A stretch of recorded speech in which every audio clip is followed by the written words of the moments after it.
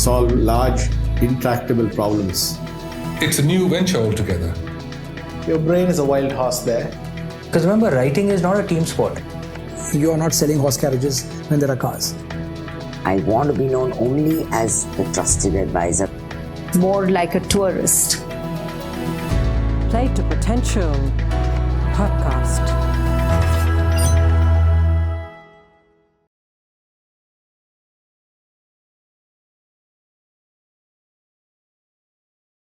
And just moving to culture, you spoke about culture in the context of entrepreneurial professionals. But in the book, you also talk about the 4 pillars of culture: action, values, courage, and truth. Talk to us a little bit about how these get reinforced on a daily basis. In the early 2000s, we were having a really bad time as a business, and our chairman at that time, Vindy Banga, came to one of our annual conferences and said, guys, it's time to go back to our values. They're action, caring, courage, and truth. Those were the 4 values, he said.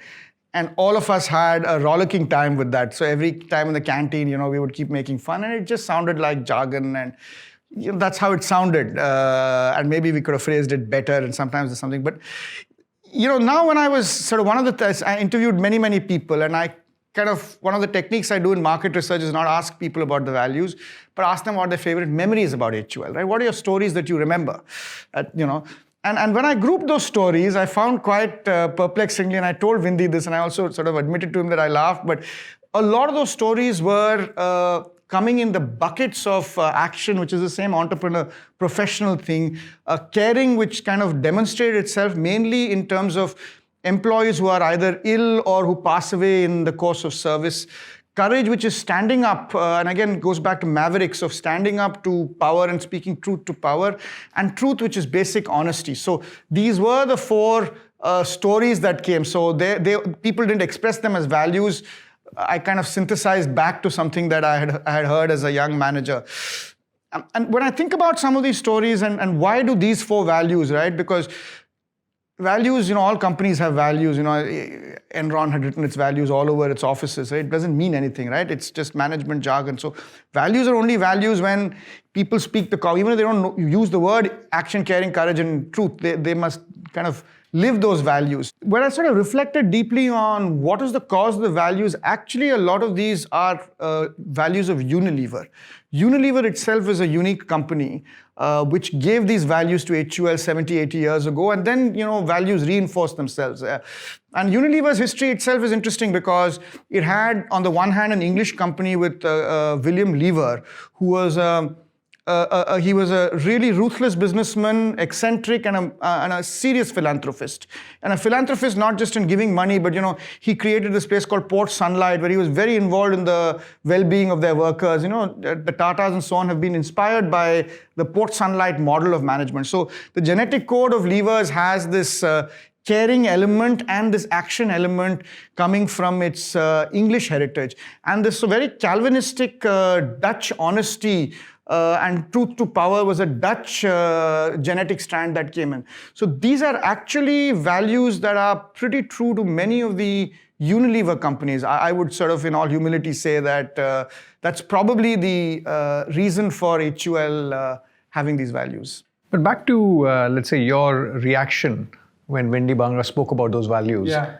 Now, for a minute, if we assume that's typically the reaction of people when the leader speaks about values, how do you ensure that from a transmission? In your case, you happened to research for the book and you had the luxury of collecting stories and seeing them fit into these 4 buckets. Yeah. But how do you ensure that as a leader, when you're transmitting values, it's not seen as jargon, but it's people live it? Yeah.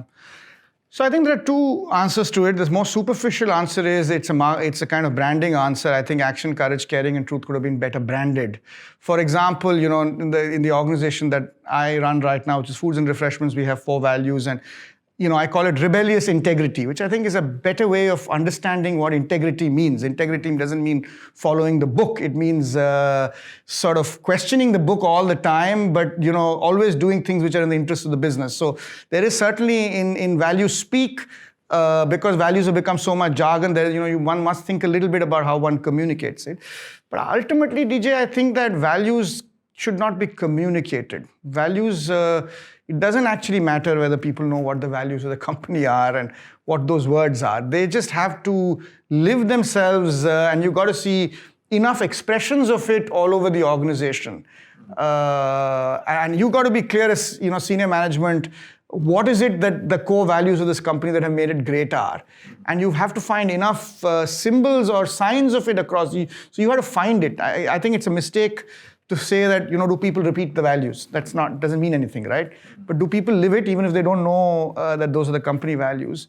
And providing you are snooping around the organization enough to know that this is happening at periodic intervals or it's not happening and you're truthful about it, I suspect that's the better way to inculcate. But if I may persist, how do you get deliberate about perpetuating the values? I hear you that just saying ABCD is not going to cut it. Yeah. That's not the way Yeah. values get transmitted, or even in a family context. Yeah. That's not the way kids pick up your values. Yeah. But how do you get deliberate as a leadership team to perpetuate these values? I think there are only two things, DJ. One is recruitment, both into the company and to the teams that you're in. So you must be clear that you must recruit people with the values and character that you're really looking for.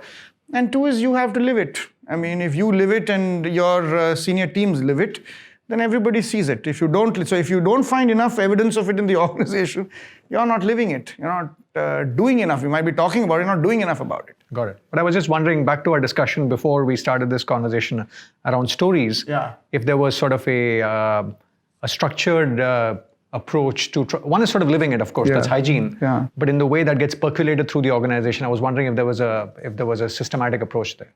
See, I don't know if there's a systematic approach to storytelling, but I think shared tough experiences are generally good cauldrons in which stories emerge.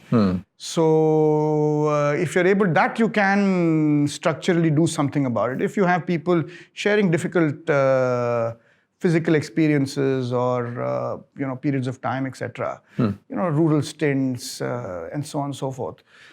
Those tend to camaraderie comes in, people open up, stories come up. So that is something you can. So one of the things that I personally like to do a lot of with my teams is to push them to go to markets and consumers all the time. I think when you're outward facing and have those kind of experiences, go somewhere deep in, meet some consumer somewhere. Those are the kind of, you go with two brand managers, go and they sit and they talk, or you go to the sales guy.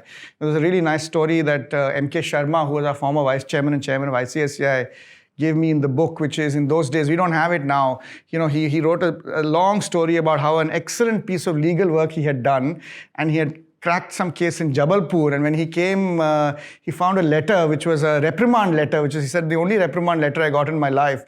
And it said that you went to Jabalpur, but you didn't go and have dinner at the house of the salesman there. Wow. So, that is the, we don't have that tradition anymore, but he sort of made that point saying that it's my only reprimand in my entire, and reprimand is a pretty serious thing, and was done after doing a really great piece of work.